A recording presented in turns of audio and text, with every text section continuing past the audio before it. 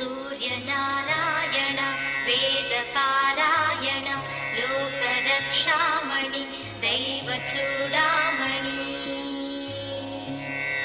सूर्यनारायण वेदपारायण लोकरक्षामणि दैवचूडामणि।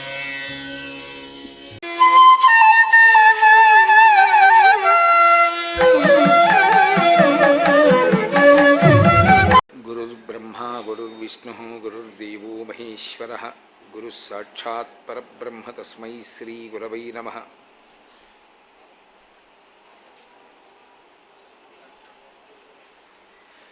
व्यासाय विष्णुरूपाय व्यासरूपाय विष्णवे नमो वै ब्रह्मनिधये वासिष्ठाय नमो नमः। कूजन्तं राम रामेति मधुरं मधुराक्षरम् आरुह्य कविताशाखां वन्दे वाल्मीकिकोकिलम्। श्रुतिस्मृतिपुराणानाम् आलयं करुणालयं नमामि भगवत्पादशङ्करं लोकशङ्करम्।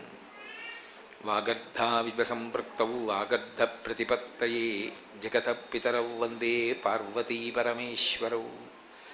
सूक्तिं समग्रयतु न स्वयमेव लक्ष्मीः श्रीरङ्गराजमहिषी मधुरैः कटाक्षैः। वैदग्ध्यवर्णगुणगुम्भनगौरवैर्यां कण्डूलकर्णकुहराः कवयोधयन्ति।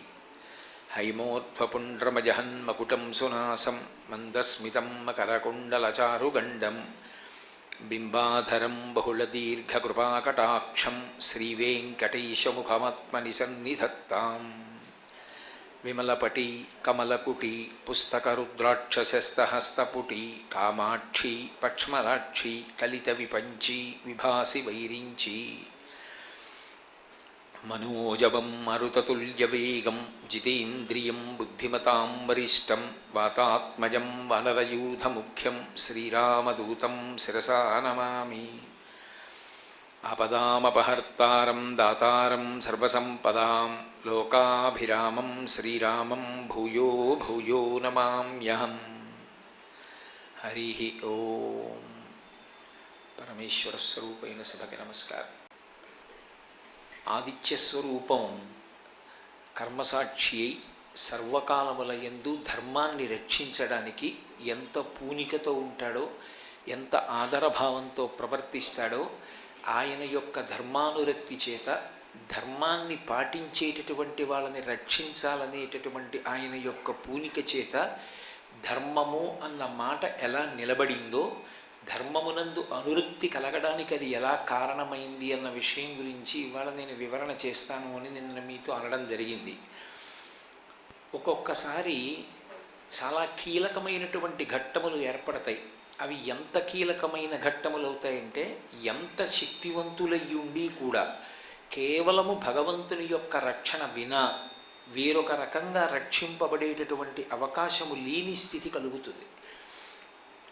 మహాభారతంలో విరాట పర్వంలో అటువంటి కీలకమైన సన్నివేశం ఒకటి జరిగింది.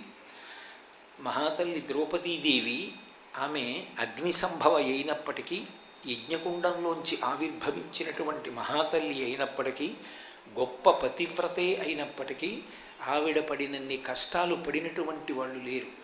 అన్ని కష్టాలు పడినటువంటి తల్లి విరాట పర్వం దగ్గరికి వచ్చేటప్పటికీ కీచకుడి దగ్గరికి ఆమె సుధేష్ణ పనుపున వెళ్ళి ఆ మదిర తీసుకురావలసి వచ్చింది. ఆవిడ బయలుదేరుతోంది. ఆవిడ భర్తలు సామాన్యులు కారు. పాండవులు 5గురు, ధర్మరాజు, భీముడు, అర్జునుడు, నకులుడు, సహదేవుడు కూడా జగదేక పరాక్రమవంతులు. అంతటి పరాక్రమవంతులయ్యుండి కూడా కాలము కలిసి రాకపోతే ఎలా ఉంటుంది అంటే, అంతటి వాళ్ళు ఓర్పు పట్టి అజ్ఞాతవాసంలో గడపవలసి వచ్చింది. ఆఖరికి తామెవరో కూడా లోకానికి తెలియకూడదు. అటువంటి స్థితిలో వాళ్ళు పేర్లు కూడా విడిచిపెట్టి మారు పేర్లతో విరాటరాజు గారి యొక్క కొలువులో వివిధమైనటువంటి ప్రయత్నముల యందు మగ్నమై ఉన్నటువంటి స్థితిలో ద్రౌపదీదేవి కేవలముగా ఒక చిలికెత్తె అంటే సైరంధ్రీ స్వరూపంగా సుధేష్ణాదేవిని సేవిస్తోంది. ఆమె మాట కాదనడానికి వీలు లేదు. ఎంత కాదని వాదించినప్పటికీ సుధేష్ణ ఆమెని తన తమ్ముడైనటువంటి కీచకుడి ఇంటికి వెళ్ళి నువ్వు నాకు కావలసినటువంటి ఆ మధుర తీసుకురావలసింది అని పంపించింది. ఆమె బయలుదేరుతోంది. కానీ కీచకుడి యొక్క దుర్బుద్ధి ఆవిడికి తెలుసు. పోనీ పాండవులను తనను ఆదుకొమ్మని భర్తల్ని అడుగుదామా? అది పాండవులు తమ పరాక్రమాన్ని ప్రకటనం చేసేటటువంటి సమయం కాదు. ద్రౌపదీదేవి యొక్క ఉనికి బయటపడ్డా, పాండవుల యొక్క ఉనికి బయటపడ్డా కష్టం ఎంత స్థితికి వస్తుందంటే మళ్ళీ 12 సంవత్సరములు అరణ్యవాసం చెయ్యాలి, ఇంకొక సంవత్సరం అజ్ఞాతవాసం చెయ్యాలి. పోనీ భర్తల యొక్క సహాయాన్ని అపేక్షించకుండా వెడదామా? తాను వెడుతున్నది కీచకుడి మందిరంలోకి వెడుతోంది. కీచకుడు పరమకాముకుడై ఉన్నాడు. వెడుతున్నది ఒంటరి ఆడది. అటువంటి తల్లి బయలుదేరి వెడుతోంది. వెడుతున్నప్పుడు ఆమెకి నిజంగా మనసు ఎంత ఆరాటంలో ఉంటుందో, అప్పుడు ఆమె ఏ పాటి తొట్టుపడినా, ఆమె ఏ పాటి తొందరపడినా, ఆమె తనని తాను రక్షించుకోలేనటువంటి నిస్సహాయ స్థితిలో ఉన్నటువంటి స్థితి కలిగినది కాదు. ఆమె మహాపతివ్రత. ఈ దేశంలో స్త్రీ తన యొక్క పాతివ్రత్యము చేత కొన్ని వేల సంవత్సరములు తపస్సు చేసినటువంటి పురుషుడు ఏ శక్తిని పొందుతాడో అంత స్థితిని పొంది పాతివ్రత్య వైభవాన్ని చాటి చెప్పినటువంటి నేల.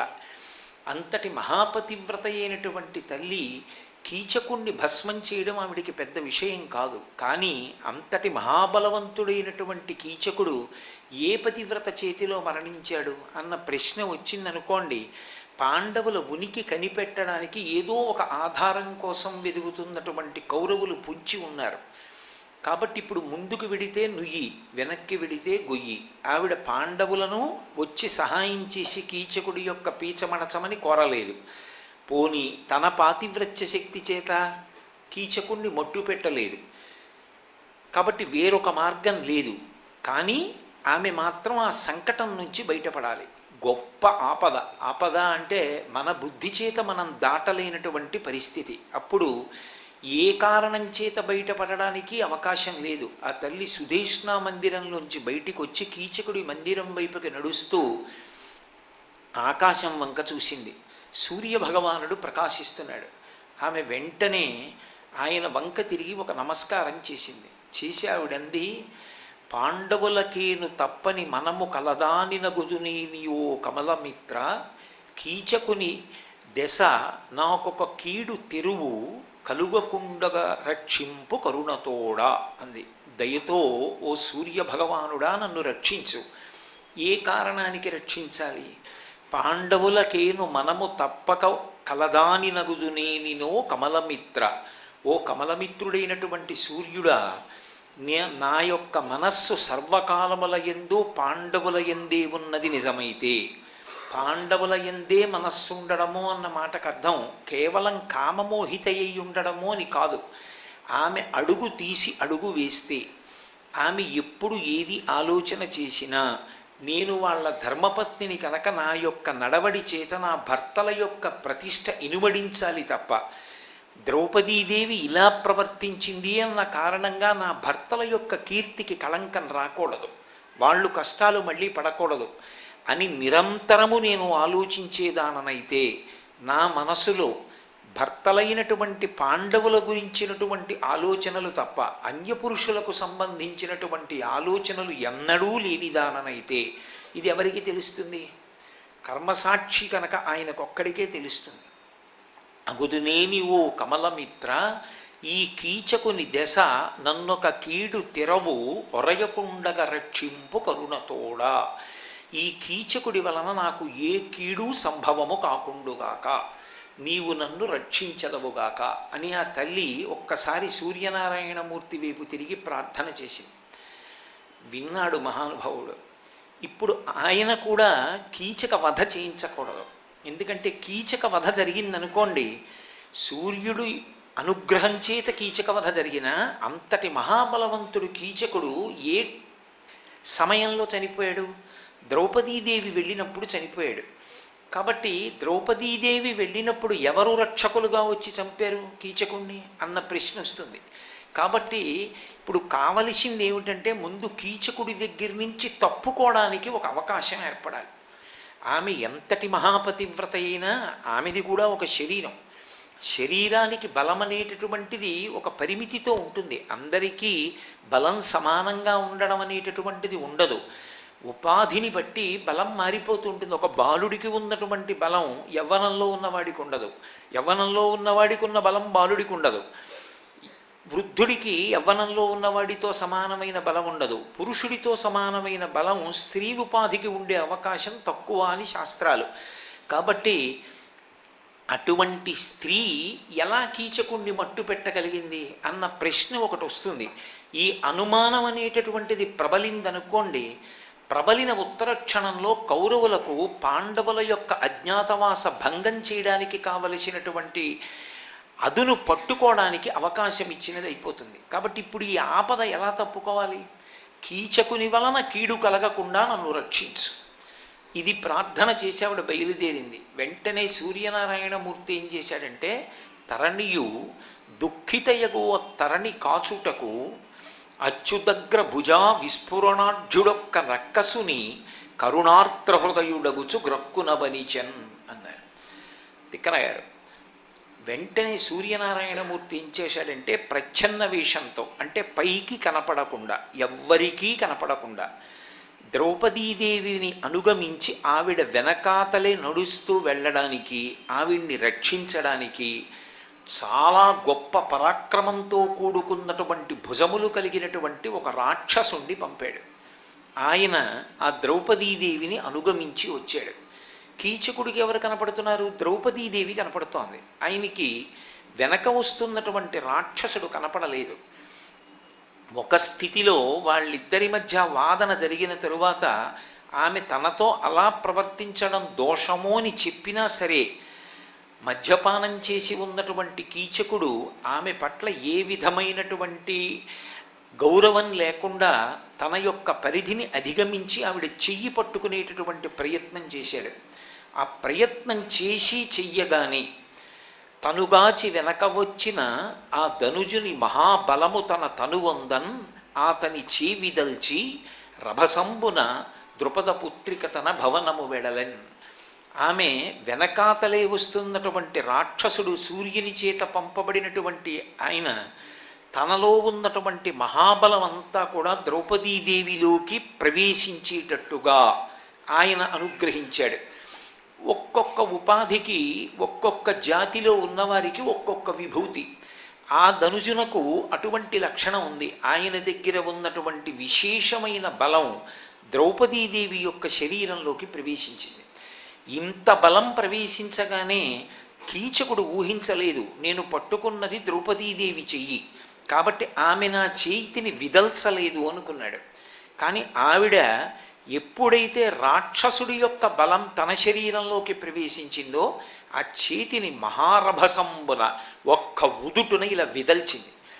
అది ఎంత బలం ఆవిడిలోకి ప్రవేశించిందంటే, ఆ విదల్చినటువంటి ఆ ఉద్ధృతికి ఒక్కసారి కీచకుడు ఊగిపోయి కింద పడిపోయాడు. ఎప్పుడైతే కీచకుడు కింద పడిపోయాడో ఆవిడికి అవకాశం చిక్కింది. ఆవిడ పరుగు పరుగున విరాటరాజు గారు సభ తీర్చినటువంటి మందిరంలోకి ప్రవేశించింది. అక్కడ ధర్మరాజు గారు ఉన్నాడు, అక్కడ భీమసేనుడు ఉన్నాడు. అన్నిటినీ మించి తాను ప్రభువుకి ప్రతినిధిగా ఉన్నాడు. మహారాజు సభ తీర్చి ఉన్నాడు. అందుకని పరిధిని మించి ప్రవర్తించడం ఇక కీచకుడికి చేత కాలేదు. కాబట్టి అప్పటికి ఆ ప్రమాదం తప్పిపోయింది. ఆ ప్రమాదం తప్పిపోయి ఆ రోజు రాత్రి ఏడ్చింది భీమసేనుడి దగ్గర. ఏమీ బెంగపెట్టుకోకు, మనం ఆలోచన చేద్దామని ఆ రోజున పాండవులు కూర్చుని ఆలోచన చేసి, ద్రౌపదీదేవి యొక్క సంజ్ఞ చేత కీచకుడు ఆ నర్తనశాల ప్రవేశం చేసేటట్టు ద్వాంతాకారిత కుంజకుట్టిమ ఘనస్తంభావళీ రూపమున్ ప్రాంతాది ప్రవిభాగ భోగ నిలయ ప్రద్వారమున్ గాతరస్వాంత త్రాసకరంబునై దురభివేశం వైన యాలోను నిశ్చితుడై సతికేలు పట్టుకొని చొచ్చన్ భీముడచ్చుగ్రతన్నంటారు తిక్కన గారు. ఆ ద్రౌపదీదేవి చేయి పట్టుకుని భీమసేనుడు నర్తనశాలలోకి ప్రవేశించడం, ద్రౌపదీదేవియే వచ్చిందనుకుని కీచకుడు భీముడితో సంభాషణ చెయ్యడం, భీముడు కీచకుణ్ణి మట్టు పెట్టడం, ఒక్క రాత్రిలో జరిగిపోయే సంఘటనలన్నీ కూడా. కాబట్టి ఆ క్షణంలో నిజంగా ద్రౌపదీదేవికి ఏదైనా కీడు జరగడానికి కానీ, లేదా ఆవిడ తన పాతివ్రత్య ప్రకటనం చేయడం కానీ పాండవులు ప్రత్యక్షంగా జోక్యం చేసుకోవడం కానీ జరిగి ఉంటే ఇంత ధర్మాన్ని పట్టుకున్నటువంటి పాండవులు మళ్ళీ 12 ఏళ్ళు అరణ్యవాసానికి వెళ్ళిపోవలసి ఉండేది. అలా వెళ్ళిపోతే ధర్మం అన్న మాటకు అర్థం ఎక్కడుంది? ఇంకా ధర్మాన్ని పట్టుకున్న వాళ్ళు రక్షింపబడతారు అనడానికి ఉత్తర క్షణంలో కాపాడిన వారెవరు అంటే కర్మసాక్షి అయినటువంటి సూర్యభగవానుడు. మహాభారతంలో కథ వేరొక వేపుకి తిరిగిపోకుండా పాండవుల అజ్ఞాతవాసం పూర్తయిపోవడానికి వచ్చినటువంటి అగ్ని పరీక్షల్లో అత్యంత ప్రధానమైనటువంటి కష్టం కీచకుడి వైపు నుంచే వచ్చింది. కీచకుడి వైపు నుంచి వచ్చినటువంటి అంత పెద్ద కష్టాన్ని పాండవులు కానీ ద్రౌపదీదేవి కానీ అధిగమించగలిగారు, గట్టెక్కగలిగారు అంటే కేవలం సూర్యభగవానుడి యొక్క అనుగ్రహం చేత గట్టెక్కగలిగారు. అందుకే సర్వకాలముల యందు ఆయన యొక్క అనుగ్రహం, ఆయన యొక్క రక్షణ లభిస్తాయి. ఆయన వంక తిరిగి ఒక్క నమస్కారం చేసిందంతే ద్రౌపదీదేవి. మనం ఆయనని నమ్మి భక్తితో ప్రవర్తించినటువంటి కారణం చేత, ధర్మాన్ని పట్టుకున్నటువంటి కారణం చేత ఆ ధర్మమే భగవంతుని యొక్క అనుగ్రహమునకు కారణమై సర్వకాలముల యందు కూడా ఏ విధమైనటువంటి ఉపద్రవానికి లోను కాకుండా తాను ఇక్కట్లు పడవలసినటువంటి అవసరం లేకుండా కాపాడడానికి, భగవంతుని యొక్క అనుగ్రహాన్ని మనకి తెచ్చిపెట్టడానికి ప్రధానము ధర్మము. ఆ ధర్మమునందు అనురక్తి కూడా ఎవరి వలన కలుగుతుంది అంటే భగవంతుని యొక్క అనుగ్రహము చేతనే కలుగుతుంది. అందుకే సూర్యనారాయణమూర్తికి చేసేటటువంటి నమస్కారం ఆయన కర్మసాక్షి కనుక ఆయన ఉన్నాడన్న భావన ఎప్పుడూ తప్పు చేయకుండా కాపాడుతుంటుంది. మీరు చూడండి, తప్పు చేసేటప్పుడు నిజానికి ఎన్ని ఉన్నా కూడా మనిషి తప్పు చెయ్యకుండా కాపాడలేవు. నేను అక్కడే రామాయణం పెట్టినా, అక్కడే భగవద్గీత పెట్టినా, అక్కడే భారతం పెట్టినా తప్పు చేసేవాడు తప్పు చెయ్యకుండా ఉంటాడన్న నమ్మకం లేదు. కానీ తప్పు చేసేటప్పుడు కొంతలో కొంతవాడు భయస్థుడు అనడానికి ఉదాహరణ ఏమిటంటే, ఇంకొకళ్ళు ఉండగా చూస్తుండగా తప్పు చేయడానికి భయపడతాడు అన్నాను అనుకోండి, కొంతలో కొంత సద్బుద్ధి కలిగింది అని. అయ్యో ఇతరులకి తెలిసేట్టుగా తప్పెలా చేస్తాను అన్నపాటి పిరికితనం ఉన్నా గొప్పదే. అది భగవానుడు ఒకడు ఉన్నాడు అన్నాను అనుకోండి, ఆయన సూర్యుడిగా రాత్రి చంద్రుడిగా చూస్తూనే ఉన్నాడు నువ్వేం చేస్తున్నావో అంటే ఇప్పుడు ఆయన చూస్తే ఏమవుతుంది అంటే ఆయన చిత్రగుప్తుడై వ్రాసుకుంటాడు చేసిన పనిని. చిత్రగుప్తుడంటే ఎవరో ఎక్కడో ఉంటారని కాదు, చిత్రంగా ఇక్కడే కూర్చుని గుప్తంగా మనం చేసేటటువంటి పనులన్నీ వ్రాసుకుంటాడు. వ్రాసుకుంటే ఏమవుతుంది? ఇక్కడ చేసేయడం తేలిక, తొందరపాటుతనంతో ఆ పరిధిని అతిక్రమించి యుక్తాయుక్త విచక్షణ లేకుండా ఎలా పడితే అలా మాట్లాడడం, ఎలా పడితే అలా ప్రవర్తించడం, ఏ కర్మ పడితే ఆ కర్మ చేయడం తేలిక. అప్పటికి సుఖంగా ఉంటుంది అనుకుంటే చేసేస్తాడు. కానీ దాని ఫలితాన్ని కూడా మళ్ళీ ఆ జీవుడే అనుభవించాలి. ఈశ్వరుడు వ్రాసుకుని కర్మఫల ప్రదాత అయి మళ్ళీ ఈ జీవుడు ఇంకొక శరీరంలోకి వెడతాడు. ఈ జీవుడికి ఈ శరీరంతోనే యాత్ర పూర్తయిపోతుందన్న నమ్మకం ఏం లేదు కదా. పునర్జన్మలోకి వెళ్ళాడు అనుకోండి, వెళ్ళిన నాడు చేసినటువంటి కర్మల యొక్క ఫలితాన్ని ఇచ్చినప్పుడు మళ్ళీ నేను అనుభవించాలది. కాబట్టి వద్దు, ఆయన చూస్తున్నాడు, ఆయన అన్నీ వ్రాసుకుంటాడు, వద్దు నాకు అన్న భయం కలగడం, పునర్జన్మ పట్ల భయం కలగడం, పునర్జన్మ సిద్ధాంతాన్ని అంగీకరించడమే సనాతన ధర్మమునకు ప్రాణప్రదమైనటువంటి విషయం. బొట్టు ఎందుకు పెట్టుకుంటారంటే, బొట్టు పెట్టుకున్నాడు అంటే దాని అర్థం ఏమిటంటే పునర్జన్మ సిద్ధాంతమును అంగీకరించినాడు అని గుర్తు. పునర్జన్మ సిద్ధాంతం అంటే ఇదే జీవుడు చేసుకున్న కర్మలను అనుభవించడానికి వేరొక శరీరంలోకి పెడతాడు.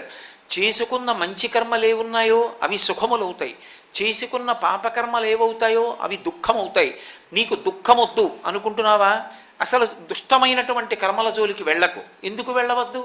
అవి గమనించి ఫలితం ఇచ్చేవాడు ఒకడు ఉన్నాడు, ఎందుకు చేస్తావు అలాంటి పని? ఆ పని జోలికి వెళ్ళకు. సత్కర్మ ఏదో అదే చెయ్యి. ఆ కర్మ చేత నీకు ఇక్కడా సంతోషం, ఇక్కడా తృప్తి, ఇక్కడా సుఖం. అలాగే ఉత్తర జన్మల యందు కూడా సంతోషంగానే ఉండగలుగుతావు. ఇప్పుడు ఉన్నాడు వాడు అన్న భావనతో ఒక్కసారి సూర్యుడికి చేసినటువంటి నమస్కారం మనిషి యొక్క ప్రవర్తనని నియంత్రిస్తుంది. అంతకన్నా కావలసిందేముంది? ప్రతివాడు సత్కర్మలతో కూడుకున్నటువంటి జీవితంలోనే ప్రవర్తించడం నేర్చుకున్నాడు అనుకోండి, అలాగే జీవించడం మొదలుపెట్టాడు అనుకోండి, పక్కనున్నవాడికి శాంతి, ముందున్నవాడికి శాంతి, వెనకనున్నవాడికి శాంతి, అశాంతికి కారణం లేదు. తాను ప్రశాంతంగా బ్రతకడం, 10 మంది ప్రశాంతంగా బ్రతకడానికి తాను కారణం కావడం కన్నా జీవితంలో ఇంకా గొప్ప అదృష్టం ఇంకోటి ఏముంటుంది? అంతకన్నా గొప్ప కారణం ఇంకొకటి లేదు. కాబట్టి సూర్యుడికి చేసినటువంటి నమస్కారం కర్మసాక్షికి చేసినటువంటి నమస్కారం. పైగా ఆ నడవడి ఉన్నప్పుడు ఒక్క నమస్కారం చాలు ఆయన అనుగ్రహం పొందడానికి. నువ్వు అప్పుడు ఎంత యజ్ఞం చేస్తావు, ఎంత యాగం చేస్తావు అన్న దానితో సంబంధం లేదు. శంకర భగవత్పాదులు సౌందర్యలహరి చేస్తూ శరజ్యోత్స్నా శుద్ధాం శశియుత జటాజూట మకుటాం వరత్రాసత్రాణ స్ఫటిక ఘుటికా పుస్తకరాం సకుర్ణత్వా నత్వా కథమివ సతాం సన్నిధదతే మధుక్షీరద్రాక్షా మధురి మధురీణా పణితయ అంటారు. సకృన్నత్వా నత్వా, ఎన్ని మాటలు నమస్కారం చేయాలి సత్పురుషుడు అంటే ఆయన 1000 మాటలు నమస్కారం చేయక్కర్లేదు. భగవంతుడు ఉన్నాడని నమ్మి ప్రవర్తించేవాడెవడున్నాడో అటువంటి వాడి యొక్క ఒక్క నమస్కారం చాలు ఈశ్వరానుగ్రహానికి. ధర్మానుష్ఠానం అనేటటువంటిది అస్తమానం గుర్తు తెచ్చుకు చేసేది కాదు. వాడున్నాడు, చూస్తున్నాడు, వాడు ఎలా బ్రతకమన్నాడో నేను అలా బ్రతుకుతాను, అదే ధర్మం, అదే భక్తి. అంతకన్నా భక్తి అన్న మాటకు అర్థమే ఉంటుంది. భక్తి అంటే కేవలం పువ్వులు ఆకులు తీసుకొచ్చి ఈశ్వరుడి పాదాల మీద వెయ్యడం ఒక్కటే అయితే ధర్మం అన్న మాటకు అర్థమే ఉండదు. ధర్మమే భక్తి. ఆయన ఎలా బ్రతకమన్నాడో అలా బ్రతకడమే భక్తి. నేను ఎవరిని ఎక్కువ అభిమానిస్తాను నా సంతానంలో? నేను ఇలా బ్రతికితే బాగుంటుంది అని ఏం చెప్తూ ఉంటానో అలా బ్రతుకుతున్న బిడ్డల్ని చూసి సంతోషిస్తాను తప్ప, నేను ఎలా చెప్తున్నానో దానికి విరుద్ధంగా బ్రతుకుతున్నాడు అనుకోండి నా సంతానంలోనే ఒకడు, అప్పుడు నేను వాడిని ఎందుకు ఆదరిస్తాను? వాడి పట్ల నాకు ప్రేమ ఉండకపోదు, కానీ ఆదరభావం ఎక్కడుంటుంది? అరే వీడు ఎప్పటికి మారుతాడరా అనుకుంటానా అనుకోనా? వాడు నాకు ఎన్ని పంచెల చాపులు తెచ్చాడు, నాకు ఎన్ని పళ్ళు తెచ్చాడు, నన్ను ఎన్ని కార్లు ఎక్కించాడు, నన్ను ఎంత పెద్ద పెద్ద భవనాల్లో కూర్చోబెట్టాడుతో సంబంధం ఎక్కడుంటుంది? వాడు నేను చెప్పినట్లు బ్రతుకుతున్నాడా, అదొక్కటే నా ప్రేమకి కారణం. మన పట్ల ఈశ్వరుడి యొక్క దయకు కారణం ధర్మమునందు అనురక్తియే కారణం. ఆ ధర్మానురక్తి దేని చేత కలుగుతుంది? గురువు యొక్క వాక్యము చేత కలుగుతుంది, శాస్త్రమునందు నమ్మకం చేత కలుగుతుంది. పురాణాది గ్రంథములను పరిశీలనం చేసినప్పుడు ధర్మానుష్ఠానం చేసిన వాళ్ళు ఎలా రక్షింపబడ్డారు అన్నది మనం ఆలోచన చేస్తే, అరేరే మనం కూడా అలా బ్రతకడమే శాశ్వతమైనటువంటి రక్షణ. మనం తెచ్చిపెట్టుకున్నటువంటి రక్షణలు అన్ని వేళలా మనల్ని రక్షించేవి కావు. పోతన గారు భాగవతం చేస్తూ అంటారు, రక్షణము లేక సాధుడు రక్షితుడగు సమత చేసి రాయుడులందున్ రక్షణలు వేయి కలిగిన శిక్షితుడగు కలుడు పాపచిత్తుండగుటన్. రావణాసురుడు రక్షణ లేక చచ్చిపోయాడా? తనదైన ఊర్లో తనదైన కాంచనలంకలో అన్ని కోట్ల మంది రాక్షస సైన్యం మధ్య ఉంటూ కూడా ఎక్కడి నుంచో వానరులతో కలిసి వచ్చినటువంటి రాముడి చేతిలో నిహతుడైపోయాడంటే కారణం రాముని యందు ధర్మమున్నది, రావణుని యందు అధర్మమున్నది. ధర్మం ముందు అధర్మం నిలబడదు. ఒక్క తలకాయతో నిలబడిన ధర్మం ముందు 10 తలకాయలతో నిలబడిన అధర్మం బ్రతకడానికి వీల్లేదు, అది పడిపోవలసింది. అందుకే రామచంద్రమూర్తి ముందు రావణాసురుడు నిలబడలేకపోయాడు. ఈ ధర్మమునందు అనురక్తి, ధర్మమునందు పూనిక, ధర్మాన్ని ఆచరించాలనేటటువంటి అనురక్తి మనకి దేనివల్ల కలుగుతుంది? కావ్య పురాణాదులను పరిశీలించడం చేత, గురువుగారి మాటల్ని జాగ్రత్తగా అన్వయం చేసుకుని జీవితంలో అనుష్ఠాన పర్యంతంలోకి తెచ్చుకునేటటువంటి ప్రయత్నం చేత మహాత్ములు చెప్పినటువంటి విషయాల్ని 1కి 10 మార్లు ఎందుకు చదువుతాం అంటే, జీవితంలో అప్పటికేదో కోరిక తీరడం కాదు. కోరిక తీరడం మంచిదే. ఆర్తో జిజ్ఞాసురర్థార్థి జ్ఞానీచ భరతర్షభ అన్నాడు కృష్ణుడు. నన్ను కాకపోతే ఎవరిని అడుగుతారయా, నన్ను అడుగుతారు కోరికలు అన్నాడు. అది మంచిదే, కానీ అంతకన్నా ఇంకా పై స్థాయి ఒకటి ఉంది మనుష్యుడికి. అసలు తన జన్మ సార్థక్యం పొందాలి. మనుష్య జన్మ వదిలిపెట్టేశాడు అనుకోండి, శరీరం పోయిందనుకోండి, ఇక కర్మానుష్ఠానం లేదు, ఇక తను పుణ్యం చేయడం అన్నది లేదు, చిత్తశుద్ధి పొందలేడు, మోక్షమునకు కావలసినటువంటి యోగ్యత పొందడం అన్నది ఇక ఏ ఉపాధికి లేదు. కాబట్టి ఒక స్థాయిలో కోర్కెని దాటి అంతకన్నా కూడా జీవితాన్ని పండించుకోవాలి అంటే గురువుల యొక్క వాక్యాన్ని అర్థం చేసుకునేటటువంటి ప్రయత్నం చెయ్యాలి. బాగా అర్థం చేసుకుని అనుష్ఠానంలోకి తెచ్చుకోవడం అన్నది అంత అవసరం అవుతుంది. ఇది మనకి ద్రౌపదీదేవి వృత్తాంతంలో విరాట పర్వంలో ద్రౌపదీదేవి చేసినటువంటి ఒక్క నమస్కారానికి సూర్యనారాయణమూర్తి అనుగ్రహించాడు అంటే ఆమె ఒక మాట చెప్పింది, నేను పాండుపుత్రులకేని ఏను తప్పని మనము కలదాని నగుదునేని నో కమలమిత్ర అంది. ఈ దేశంలో పతివ్రత యొక్క జీవితం ఎంత గొప్పదో నిరూపణం చేసింది. ఇంకేం అక్కర్లేదు, భర్తని అనుగమించుట ఆ ధర్మం కాపాడేస్తుంది. ఎంతటి మహాపతివ్రత అయిందో ఆవిడ్ని వెంటనే సూర్యుడు ఎంత గొప్పగా అనుగ్రహించాడో. అసలు మహాభారతంలో మళ్ళీ 12 ఏళ్ళు అరణ్యవాసానికి వెళ్ళిపోవలసినటువంటి పాండవుల్ని కూడా సూర్యనారాయణమూర్తి ఎంత వైభవోపేతంగా కాపాడాడో, కాపాడి వాళ్ళని కష్టముల నుంచి గట్టెక్కించి మళ్ళీ సంతోషంగా వాళ్ళు రాజ్యాధికారం పొందేటట్టుగా కథ నడిచింది అంటే కీలకమైనటువంటి ఘట్టంలో సూర్యనారాయణమూర్తి చేసుకున్నటువంటి జోక్యం. ఆయన ఎంత కర్మసాక్షి, ఎంత కర్మాకర్మ ఫలప్రదాత, ఎంత ధర్మానురక్తి కలిగినవాడు అన్నదానికి మహాభారతంలో సూర్యనారాయణమూర్తి వైభవంగా ఇదొక ప్రబల తార్కాణం. కాదు అసలు మీరు జాగ్రత్తగా పరిశీలిస్తే సూర్యుడితో ముడిపడి మహాభారతంలో ఎన్ని కీలక ఘట్టాలు సంభవించాయి. ఆయన అనుగ్రహం కానీ కించిత్ లోపించిందనుకోండి, అసలు పాండవులు గెలవడం అన్న మాట లేనేలేదు. పాండవులు గెలిచారు అంటే ఆ సూర్యనారాయణమూర్తి యొక్క అనుగ్రహమే కృష్ణమూర్తి యొక్క అనుగ్రహంగా ప్రసరణం జరిగింది పాండవుల యందు. ఒకానొక సందర్భంలో విరాట పర్వంలో ఎంత కీలక ఘట్టం సంభవించిందో అలాగే యుద్ధం జరుగుతున్న రోజులలో కూడా అంత కీలకమైనటువంటి సన్నివేశము ఏర్పడింది. మంగళాశాసనపరై మదాచార్య పురోగమై సర్వైశ్చ పూర్వైరాచార్యై సత్కృతాయాస్తు మంగళం. మంగళం కోసలేంద్రాయ మహనీయ గుణాత్మనే చక్రవర్తి తనూజాయ సర్వభౌమాయ మంగళం. ఉమాకాంతాయ కాంతాయ కామితార్థప్రదాయినే శ్రీగిరీశాయ దేవాయ మలినాథాయ మంగళం. సర్వం శ్రీ ఉమామహేశ్వర పరబ్రహ్మార్పణమస్తు. స్వస్తి.